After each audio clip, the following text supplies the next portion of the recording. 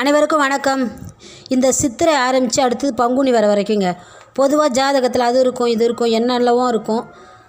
அதனால் இந்த ஒரு வருஷத்தில் அந்தந்த நட்சத்திரக்காரவங்களுக்கு பொதுவாக இந்த சாமியை கும்பிட இந்த பிரச்சனைகள்லாம் தீரணும்னு ஒன்று இருக்கும் பார்த்திங்களா. எல்லாராலும் ஜாதகம் பார்க்க முடியாது.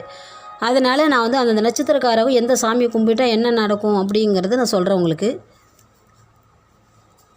அஸ்வினி நட்சத்திரக்காரர்கள் விநாயகரை வழிபட வேண்டுங்க, வாழ்க்கை வளமாகும். அது மட்டுமல்ல, விநாயகர் முழு முதற் கடவுள் என்பதற்காகவும் சனி பகவான் அவரை மட்டும்தாங்க எனக்கு பிடிக்கல, அதனால் நமக்கு எந்த கஷ்டமும் வராது, எப்போதும் சந்தோஷமாக நன்மையே உண்டாகுங்க அஸ்வினி நட்சத்திரக்காரர்களுக்கு. அது பரணி நட்சத்திரக்காரங்க சனீஸ்வர பகவான் வழிபாடு செய்தால் சங்கடம் போக்கி சந்தோஷம் தருங்க. கார்த்திகை நட்சத்திரக்காரங்க முருகப்பெருமானை வழிபட்டு வர மனம் நிம்மதி உண்டாகுங்க. மற்ற நட்சத்திரக்காரர்கள் எந்த கடவுள்களை வழிபட வேண்டும் என்பதை அடுத்த வீடியோவில் பார்ப்போம். நன்றி.